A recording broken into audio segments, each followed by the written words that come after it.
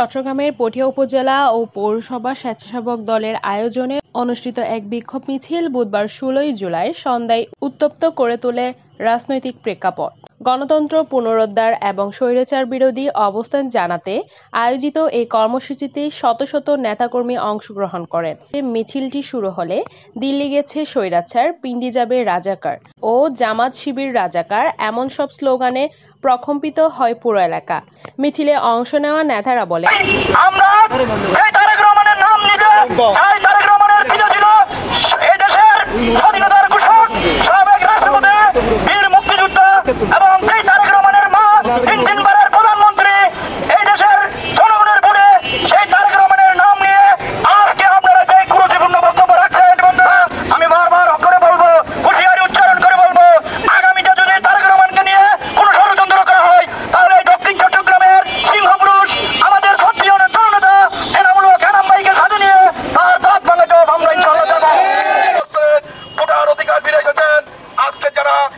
নির্বাচন নিয়ে বাঞ্ছা শুরু করেছেন।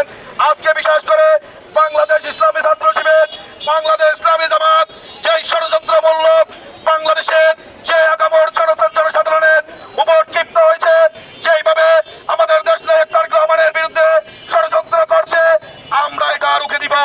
বাংলাদেশ জাতীয়তাবাদী দলের সকল পর্যায়ের নেতৃবৃন্দ এই বরখাস্ত করবে না। জামাত শিবিরের বিরুদ্ধে আমাদের প্রতিবাদ, আমাদের সংগ্রাম চলবে।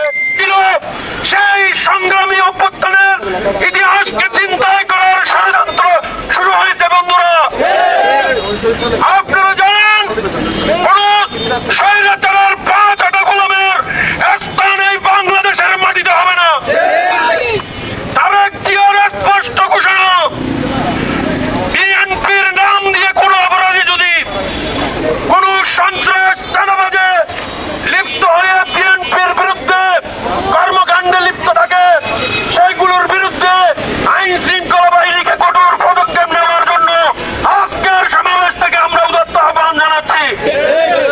অনুষ্ঠিত সংক্ষিপ্ত সমাবেশে বক্তব্য রাখেন চট্টগ্রাম দক্ষিণ জেলা জাসাসের সদস্য সচিব নাসির উদ্দিন, উপজেলা স্বেচ্ছাসেবক দলের আহ্বায়ক ওবায়দুল হক রিকু, পৌরসভার আহ্বায়ক মীর সাইফুর রহমান, উপজেলা সদস্য সচিব জাহেদ, পৌরসভার সদস্য সচিব আব্দুল কাদের, পৌরসভার যুগ্ম আহ্বায়ক ওমর ফারুক সানি, আব্দুল আজিজ সহ উপজেলা পৌরসভা উপস্থিত কমিটির নেতৃবৃন্দ